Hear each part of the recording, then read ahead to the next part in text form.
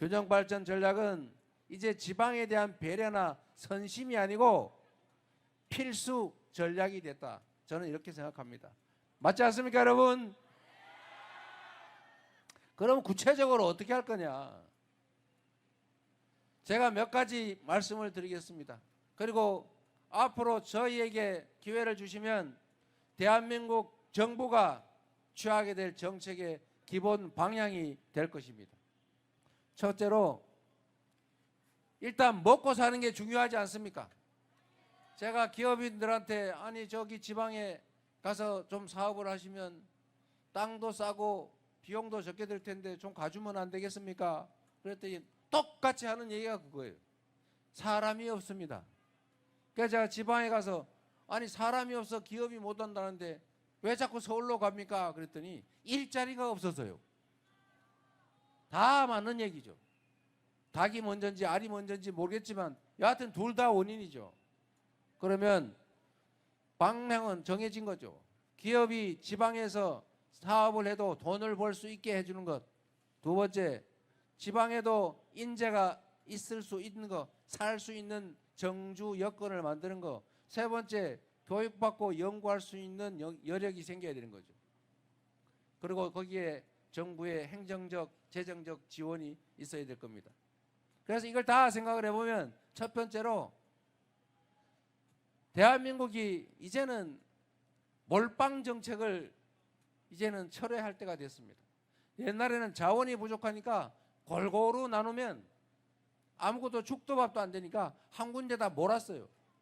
7남매 중에서 장남한테만 집중을 해가지고 논 팔아 밥 팔아 대학 교육시키고 그래서 장남이 잘 살면 동생들도 좀 챙겨서 잘 살겠지. 그래서 장남한테 몰빵하지 않았습니까? 뭐 어쩔 수 없었다고 하죠. 그런데 지금은 그 정도는 아니다. 장남도 먹고 살만해졌으니까 집안에 남은 재산은 그 둘째하고 막내한테 좀 더 많이 나눠줘야 되는 거 아닙니까? 근데 왜 계속 장남한테 몰빵을 합니까? 이러면 안 되겠죠? 실질적 균형을 맞춰야 됩니다. 그 중에 한 예가 이런 거예요. 전북대도 서울대도 똑같은 국립대인데 왜 국가의 교육 지원 예산이 서울대가 전북대보다 2.5배가 많습니까? 1인당 학교 예산이 학생당 예산이 서울대는 5천만 원이 넘는데 여기는 2천만 원밖에 안 돼요. 그러니까 전북대 교육 여건이 나빠지니까 자꾸 빠져나가는 거 아닙니까? 울산 공대가 있죠. 포항공대.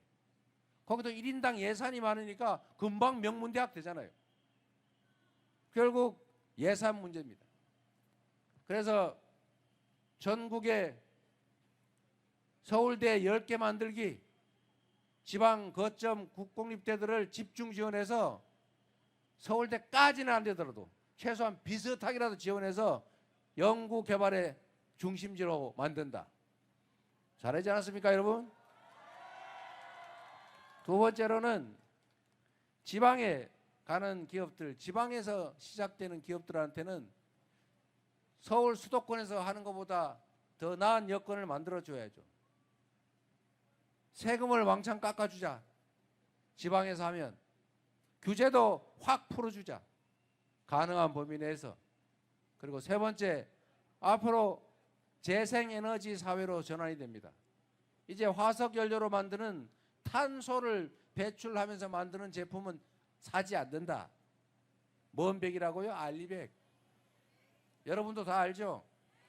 그 아리백 모르는 그 어떤 사람들이 이번에는 아이윌백 그러고 있던데, 예?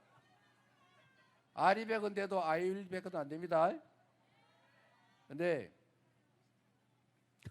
욕하지 마세요. 앞으로는 전 세계가 화석연료로 만든 화석연료를 이용해서 그 에너지로 만든 제품은 안 산다. 이게 세계적인 표준이 됐습니다. 이제 유럽이나 미국으로 제품을 수출하려고 그러면 이거 혹시 화석연료로 만든 거 아니야? 네, 탄소를 배출하면서 만든 겁니다. 아, 그러면 탄소 부담금을 엄청나게 때려맞게 돼 있어요. 재생에너지로 만들지 않으면 수출도 안 된다. 그럼 어떻게 해요? 국내 글로벌 기업들이 공장을 해외로 지금 옮길 계획들을 세우고 있어요. 옮기고 있어요. 전 세계가 재생에너지 비율이 최하 30%에서 70%씩 되는데 대한민국은 재생에너지 업체를 때려잡느라고 지금 9%밖에 안 됩니다. 삼성전자 혼자 쓰기도 부족하다고 해요. 어떻게 되겠습니까, 앞으로? 그래서 지금부터는 대대적으로 신속하게 과감하게 재생에너지 사회로 전환해야 됩니다. 국내에서 태양광, 풍력, 지열 이런 자연에너지를 대규모로 개발해서 사용해야 돼요. 그런데 여러분, 여기에 바로 여러분의 기회가 있습니다. 태양은 서울이나 전남, 전북이나 똑같은 양이 내려요. 바람도 똑같이 불어요. 그런데 서울 엄청나게 땅값 비싸고 사람이 많아요. 그런데 전북, 전남, 이 서남 해안 지역들은, 충남 해안 지역들은 사람이 없어요. 태양광 발전 사업하기, 바람 풍력 발전 사업하기가 너무 좋습니다. 땅도 싸죠. 방치된 땅도 많지요. 그리고 얕은 바다에다 다 풍력 발전 할 수 있죠. 우리 신안군에는 이 태양광 발전 산업을 허가를 내줄 때 30%는 동네 주민들에게 지분을 인정해줘요. 그래서 발전 수익의 30%를 동네 사람들한테 나눠줍니다. 그래서 지금은 한 달에 1년에 150에서 250만 원 정도가 나온다는데 앞으로는 500만 원 정도 만드는 건 몇 년 안에 가능하다. 그러니까 전국에서 사람들이 자꾸 신안군으로 그 섬으로 이사를 오는 바람에 다른 군은 인구가 다 줄어드는데 거기만 몇 년 동안 인구가 늘어나고 있어요. 다른 데서는 왜 못하겠습니까? 마음만 먹으면 하면 되죠. 햇빛연금, 바람연금, 동네 노는 땅에다가 마을길 위에다가 방죽 위에다가 논둑 위에다가 그 묵어가는 밭에다가 다 태양광 발전, 좀 나쁜 산에는 풍력 발전해서 자기가 쓰다 남은 건 다 팔면 농사 짓는 것보다 몇 배 수익이 나는데 왜 안 합니까? 다만 문제는 전기를 생산해도 팔 데가 없다는 거예요. 정부가 곳곳에 아무 데서나 재생에너지를 생산해 팔 수 있도록 다 전원 코드만 꽂을 수 있게 쫙 송배전망을 깔아주면 여러분도 전주 시내에서 고생하거나 서울로 가지 말고 옛날 시골의 빈 땅으로 돌아가서 태양 농사를 지으면 훨씬 잘 살 수 있습니다. 이제 이렇게 만들어야죠.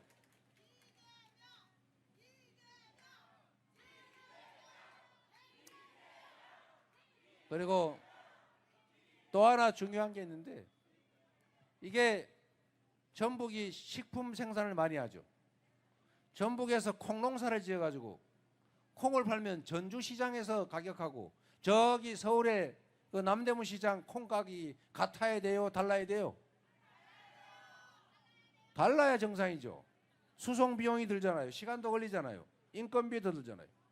생산지의 가격과 원거리 소비지의 가격은 원래 당연히 다른 겁니다. 그런데 이게 아닌 게 딱 하나 있어요. 영광에서 전기를 생산해서 서울로 갖다 써도 저기 저 서산에서 화력발전소에서 그 가스 발생 막 하면서 매연 발생하면서 전기 생산해서 서울로 가서 써도 전기 요금이 똑같아요. 좀 이상하지 않습니까? 생산지에서 소비지로 가는 그 송전망, 그 엄청난 송전망 비용이 엄청나게 들어요. 그런데 전기 가격이 똑같아요. 이게 앞으로는 바뀌게 됩니다, 여러분. 어떻게 바뀌냐? 생산지의 전기 가격이 당연히 싸지죠. 그러면 기업들 입장에서는 비싼 수도권에 있는 것보다 지방에 재생에너지가 많이 생산되는 재생에너지 가격이 싼 곳으로 가면 세금도 깎아줘. 아까 얘기한 대로 땅도 싸지요. 그 다음에 지방 거점 대학들이 고급 인력을 양성해내고 그리고 규제도 대폭 완화해주면 서울에서 수도권에서 고생할 필요 없지 않습니까? 그럼 지방으로 오지 않겠어요? 그렇게 만들어 가겠다. 그래서 지방이 살 수 있는 길을 열어보겠다 이 말씀을 드리는 것입니다, 여러분.